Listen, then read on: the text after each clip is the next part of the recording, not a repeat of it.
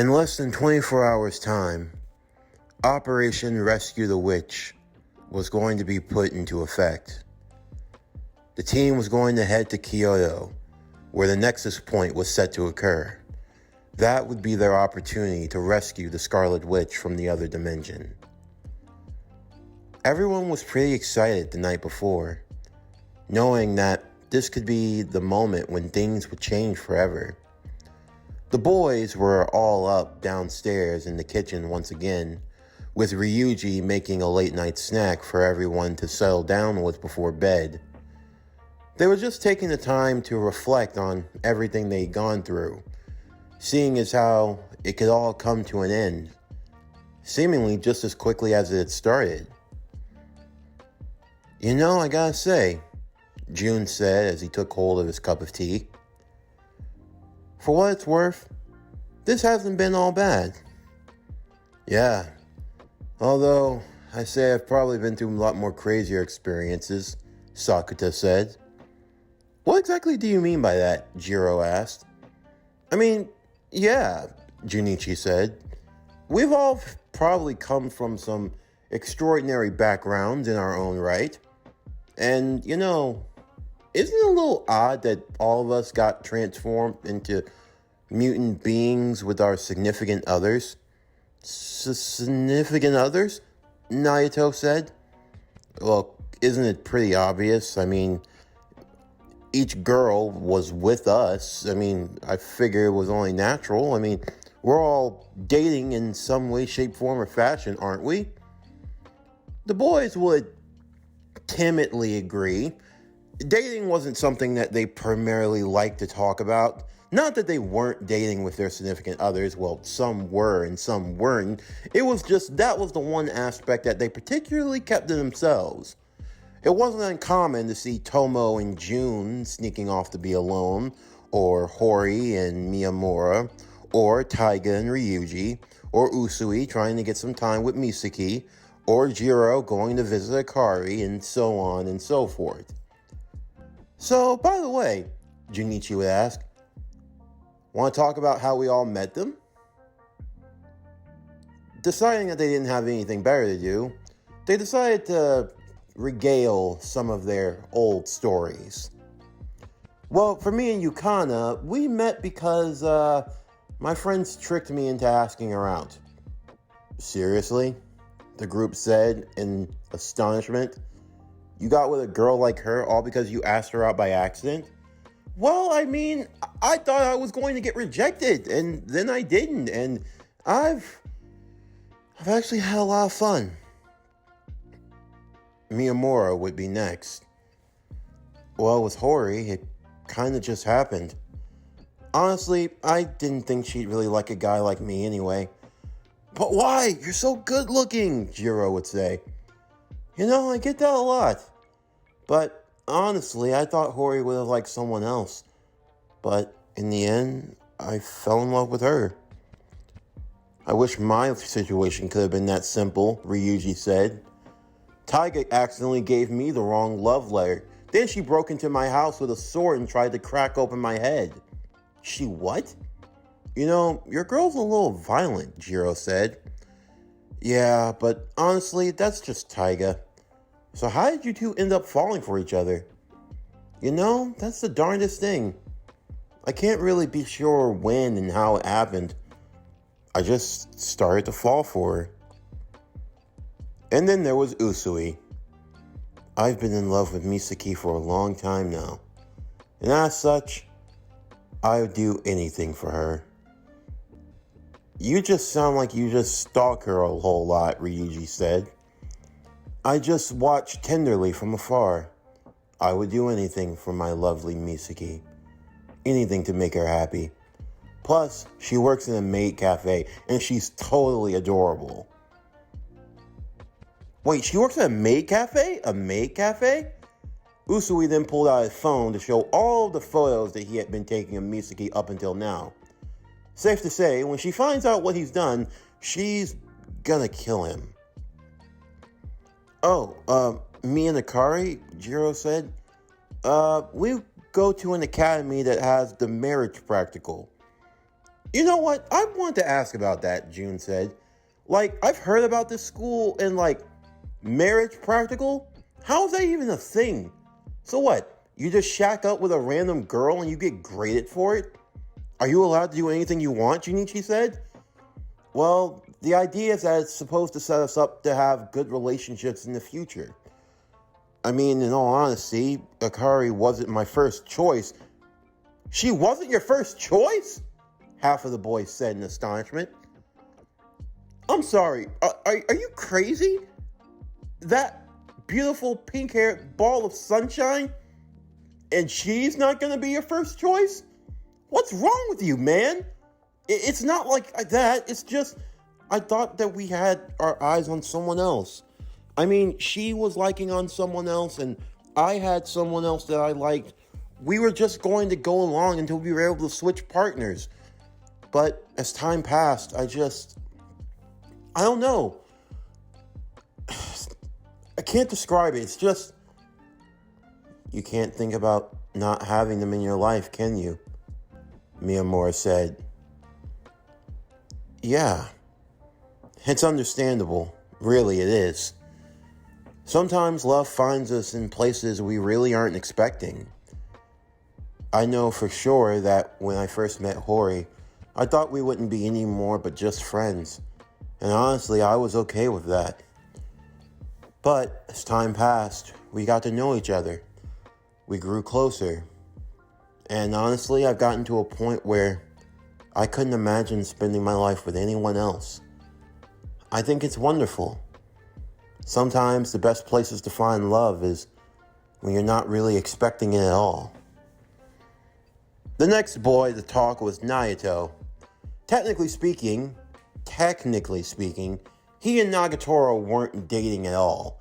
She was just an underclassman who had the propensity to toy and annoy him every single day. He was a part of his school's art club, the only one, in fact, and so he often spent most of his time alone. The girl just happened to take a liking to him one day, and as such, she just follows him wherever he goes. If that's not a classic case of a love situation, then I don't know what is. Of course, Naoto didn't not agree with that. It wasn't like he didn't like having Nagatoro around.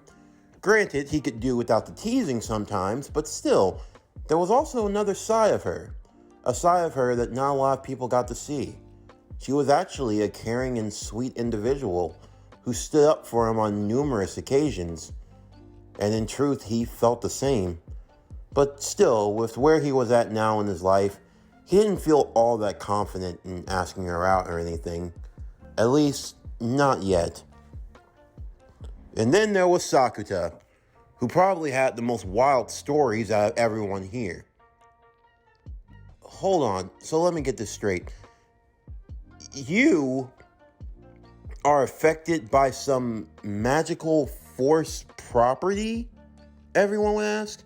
Well, to be technical, it's called puberty syndrome, and yeah, it has its effects. Wait, none of you all have ever been affected by puberty syndrome? Hell no, June said. First off, sorry about your sister, but that just doesn't make any sense. How did bullying affect her on a physical level? How do you know that your school doesn't have a mutant that's causing all this? You know, I asked Futaba that a while ago. She said that she wasn't entirely sure, but that she'd be looking into it. Futaba? Yeah, she's one of my two best friends. Sakuta held up a phone. Some of the boys were, well, damn. No. You gotta be loyal. But damn, Futaba is just, Okay, but that's besides the point. Okay, so let's try to rewind all this. So because of puberty syndrome, your sister's getting bullied on the internet caused her body to get physically harmed. You got 3 scratches on your chest. God, it looked like Logan did a number on you. It wasn't because of him. It could have fooled me. On top of that, Mai almost disappeared. Your friend Futaba cloned herself, and then the clone tried to become a little Tatiana. there was this other random girl who came from the future who needed a heart transplant, and then my sister and I switched bodies? In a roundabout way of saying yes. And then you're saying Mai got hit by a car and died in another timeline. And then that you from that timeline came back in time in order to get hit by the car. And that became the body of that friend that helped you. And that's how she got her heart? Yes. Okay, so taking all that out of the picture, June said, doesn't that technically mean that there are now two timelines? Two timelines? Well, duh. There's a timeline where Mai is dead, a timeline where you're dead, and now there's a timeline where neither one of you are around. And I'm just gonna assume that we're all still there. So, like, what the hell happens in that timeline? I mean, if we all still get our powers, then, like, what does that mean for you two? Sakuta just chuckled. I think you guys are overthinking it a little too much. Honestly, if those timelines still exist, I don't think anything changes that much in the grand scheme of things. Just means that there's just one less Mai and one less me. I like to think that whatever timeline I'm living now is the correct one. If you say so. And what about you, June? You and Tomo? Tomo? Yeah. It kind of started with, June was thinking about Tomo's mom. And, as this narrator would like to be the first to say, for a lot of these girls, the moms have definitely got it going on. But, I digress. Back to the story. Tomo, I've known her since we were kids. We've hung out together, gone to a lot of the same schools together. And I mean, she's so adorable, sometimes I could cry. Wow, you boys sound like a bunch of Disney princesses, Logan said as he entered into the room. Now the boys were highly embarrassed as Logan reached into the refrigerator. He pulled out a bottle of water, but it wasn't really cold enough. He held it to Jiro. You mind? Jiro took the bottle and blew on it, his ice breath causing it to freeze over just enough to be nice and cool. Surprised you're not glugging down more beer. Trust me, Beast Boy, I would definitely love to be doing that right now, but I gotta keep my wits about me. Besides, you guys shouldn't be staying up too long yourselves. We got a long day ahead of us tomorrow. Meanwhile, all the girls were gathered upstairs in one of Akari's rooms. They decided to have a girls' night themselves, and they were having a similar conversation, although the conversation was a lot more different. So wait, he just asked you out of the blue? Yeah, like, it totally came out of nowhere. Honestly, I wasn't going to date him at first, but honestly, he's actually kind of cute, and he's really sweet. That damn dog grabbed a letter that he wasn't supposed to receive. I was gonna go to his house with my sword and just crack him upside the head, try to make him forget. Taiga, that sounds really violent. It doesn't matter, he would have survived. It's not like I was gonna kill him or anything. Well, I got partnered with my Jiro for our marriage practical. Honestly, I didn't want to at first, but God, that boy is just so... Anyway, Jiro is the only one for me, and I'm gonna make him see that I'm a lot better than some stupid childhood friend. Hey now, what's wrong with a childhood friend? Tomo said. Nothing's wrong at all. I mean, childhood friendships can grow into romance, but I'm just saying, this whole idea that you have to be with someone just because they're the childhood friend, I mean, come on, that's a little bit ridiculous. I like to think it can go either way, Nagatoro said. Sometimes you fall for the childhood friend, and sometimes you don't. I guess it's always just with a flip of the coin. What about you, Mai? I mean, you were a famed movie star actress and all that good stuff. How did you end up with Sakuta? Honestly, I don't even know. I'm actually in one grade above him. I didn't think that he'd be all that much in the grand scheme of things, but the boy is surprisingly sharp and surprisingly resilient. In the end, he just wore me down so much that I couldn't help but go out with him. Yeah, but that whole thing with you getting hit by a car and...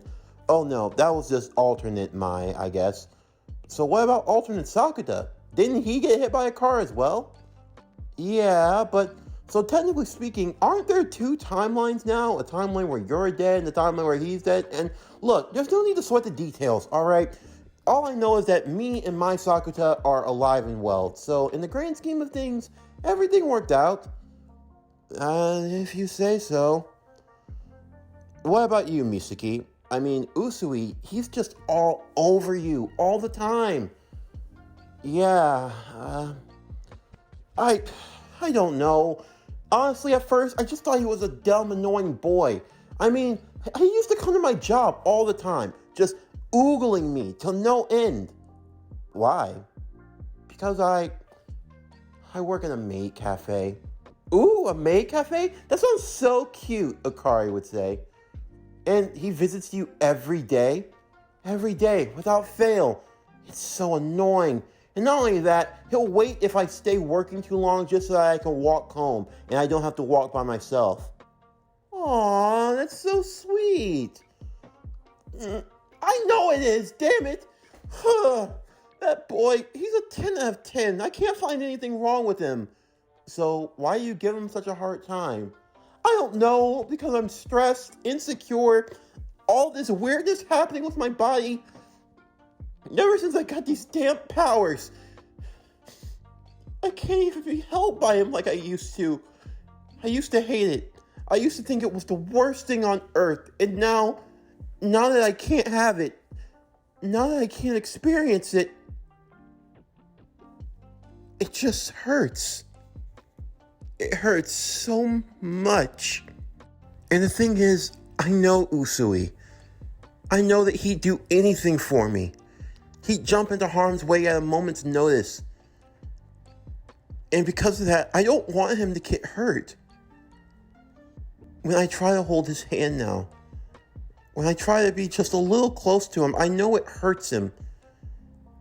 I can tell, but yet he puts on the same smile. And he just assures me that everything's going to be okay. No telling how much he suffers. And I can't keep putting him through that. I mean, I'm grateful to meet all of you. This experience, I'll never forget it, but I'm just not cut out for this. I know I'm not. The girls would give Misaki a hug in solidarity. It'll be alright, Akari said. It's understandable. And honestly, if I were in your position, I'd feel the exact same. For that night, it was a night of reflection for everyone. Reflection for how far they'd come, but also with optimism for what lied ahead. Sure, in the end, they'd all probably return back to their normal, mundane lives. And even if it was for a short while, they got to do something extraordinary. They got to be X-Men. They got to help people. And it was something that they would never forget. The next day came bright and early. Breakfast was already made and everyone was feeling a little on edge. Not too many jokes were flying around in the air. Logan was even getting dressed himself. The old uniform. Hadn't worn it in so long. Wonder if the thing still fit. But still, things were different now. Instead of following the X-Men into battle, he was effectively leading them. His goal was to watch over the operation, make sure everything went smooth, to be the commander on the field, the professor close behind, as he'd be helping with the extraction. Everyone knew their assignments, they knew their roles, where they were going to have to play in all this. Before leaving, Logan had everyone gathered together. The kids all in uniform, standing together in solidarity. All right, everyone. This is what you've all been training for. I have faith in all of you. You're more than prepared for what's about to come. Stick close. Watch each other's backs. And most importantly, come back safe. With that, the group would enter into the jet as they made their way straight for Kyoto. Just as the professor predicted, storm clouds were beginning to form, red in color, just like that day. A crimson storm, Akari said. It looks like they're all gathering together. This is going to be the next nexus point, isn't it?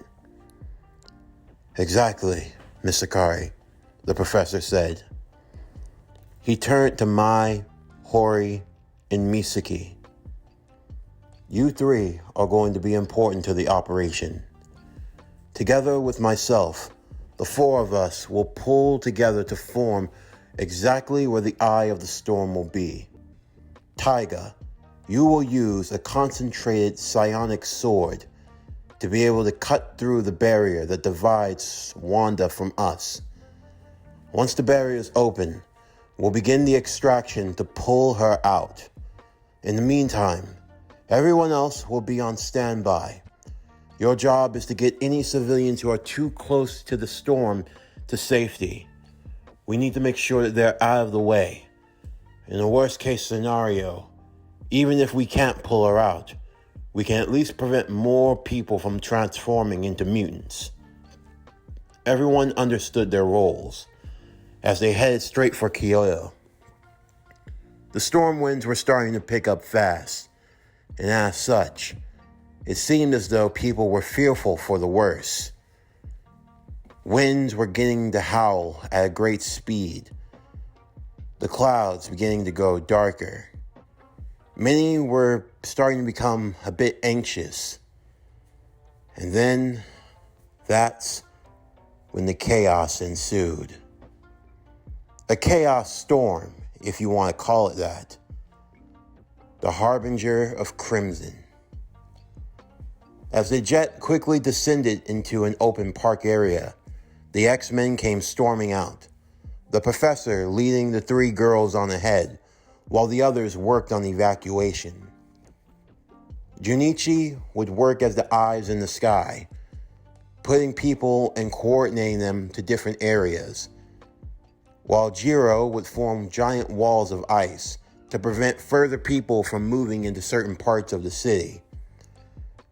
Of course, many were surprised to see these blue and yellow clothed individuals with extraordinary powers show up out of nowhere. But seeing as how the storm was starting to become violently strong, they had no choice but to follow the instructions of those who were evacuating them to a safer zone. In the meantime, the professor, along with Misaki, Hori, and Mai, would all make their way towards the center of the storm, Taiga following close behind, charging up her sword, getting ready to cut through the barrier. Misaki was going to copy both Mai and Hori's powers to make her as strong of a telepath as possible. Along with the professor, all four of them would use their telepathic abilities to lock on to Wanda's location. Her voice was so strong that not only could the professor hear it, but the others could as well. Please make it stop. I don't want to be here anymore. Wanda, it's me. Professor? Yes. We're going to help get you out, I promise. But you need to stay fixed in the location you're at. That's the only way we can reach you. Please, Professor. I can't stay. It's too much. I shouldn't have done it. I'm so sorry. He'll be all right, Wanda. I promise you. We're going to get you out of there. But you have to trust us. Quick, Hori, Mai, Misaki. We're going to begin the extraction. Focus in on her voice and try to guide her forward. Guide her to us. The girls understood, the four standing in a wide-out formation. They closed their eyes and began to focus, concentrating on Wanda's signature. I think I've got her, Hori said. Me too. Mai would also add in, and Misaki not too long after. Wanda, the four of us are going to try to pull you as close in as we can.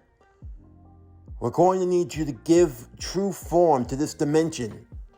Once you've done so, we're going to open the barrier and pull you out. But you have to try. Follow our voice. We will save you. The evacuations were going well enough, Logan helping to get as many people out to safety as possible. A few police officers were starting to arrive onto the scene as well. Of course, it was easy to recognize who Logan was. The X-Men were known around worldwide, but the other ones were a complete mystery. Still, though, the situation was starting to take a turn, and not for the best, because in the far-off distance, the ground would start to shake and rumble. It felt like an earthquake. Was Wanda causing this? Buildings were starting to get plowed through, structures starting to fall, people running for their lives. There was something heading straight towards them. Junichi could hardly make out what it was, but it was something ferocious. Guys, Junichi said, there's someone heading this way, and he's really big. What? Who is it? Tomo! Transform, he's heading right for you! Tomo would just barely have time to transform as she ended up getting hit by the large brute, being sent flying for almost 8 blocks. As June turned to see who had done it, the man clad in red with a large round helmet on his large head stood and was rather proud of his work. So, she inherited Colossus's powers, eh? Nothing like the old bugger. If the last hold, he would have at least only gone back 3 blocks. You bastard! You'll pay for that, June said. Is that so? Well, if you think you have what it takes, and by all means, show me what you got. Who the hell are you? I'm the Juggernaut, bitch. Meanwhile, Yukana could be heard yelling through the intercoms, desperate for help, and Junichi, the first one to respond. Logan was on his way to see what had happened, and by the time he arrived, it was already too late. Junichi had gone diving to protect Yukana, pushing her out of the way from the man who was trying to assault her. But when he got caught, the larger man used his claws to rip apart his left wing. The left side of his body was soaked in his own blood as he cried out in pain from the damage, Yukana desperately trying to protect him. Logan would come barreling in with his claws, pushing the assailant out of the way. He recognized who it was and knew all too well the fight he was in for. Yukana, get Junichi out of here, now! Right, but what about... I'll be fine, just go! Rather protective of the little runts, aren't you, baby brother? Well, I've only been growing stronger. You've been busy babysitting. This fight's between you and me, Sabretooth. Of course it is. You know, the last time you looked at me like that, oh yeah, it was that day. The day she died. You were only digging the hole deeper. Aw, Is that any way to talk to your elder brother? I have no brother. All I see is a bastard who I'm going to rip limb from limb. Don't go making promises you can't keep. I can promise you this. This is going to be the last time. I agree with you on that. It will be. The other X-Men were all scattered about throughout the city of Kyoto. Thankfully, the evacuation had gone fairly well, and for the most part, the area was clear. But still, they were trying to figure out what was going on. What happened to Yukana and Junichi? And what happened to Tomo and June? Usui, Ryuji, and Miyamura would head towards where the professor and the girls were, while the rest would help out with Tomo and with Logan. In the meantime, the girls were making progress trying to get Wanda out. However, off in the distance, they saw someone flying straight towards them.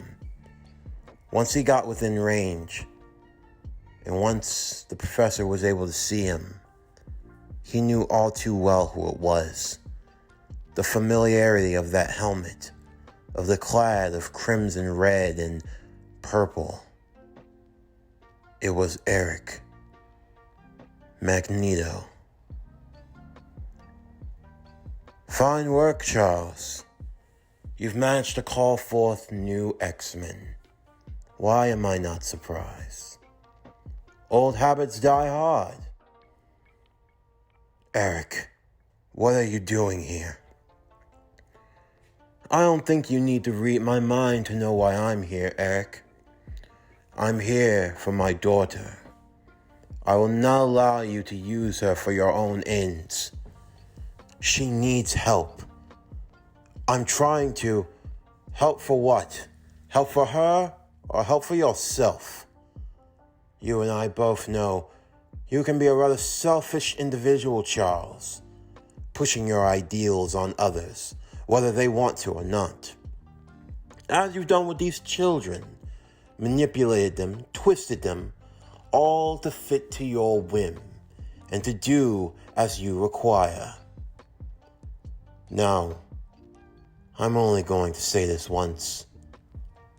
You get my daughter, you bring her back to me, and you stay the hell out of my way. I will not allow you to do as you want, Eric. The world does not go to your whims. The world belongs to the strong. The weak have no right to talk. I've tried to be patient with you. I've tried to see reason with you. Even after all this time, I would have hoped that you would have crawled into your hole and died in peace. But it's obvious that you're not going to do that. So I have had to take extreme measures. Taiga stood ready as she formed 2 psionic blades in both of her hands. So you've inherited Psylocke's powers, and you've become quite adept at using them. I give you credit. For someone who was never a mutant, you certainly have the adaptability of one. What can I say? I'm really stubborn. You guys continue doing what you're doing. Leave this to me. Taiga, you can't battle him alone. Oh, please. This is gonna be fun. I've always wanted to kick some ass, and this old guy's right up my alley. Is that what you think? Magneto said. Taiga attempted to strike at him, but he formed a magnetic barrier, managing to block her off and knock her back as she landed on her feet, ready for the next volley. I've gone up against many a mutant in my day. But I like to think of myself as an educator. So let me humor you and show you the difference between a master and a novice.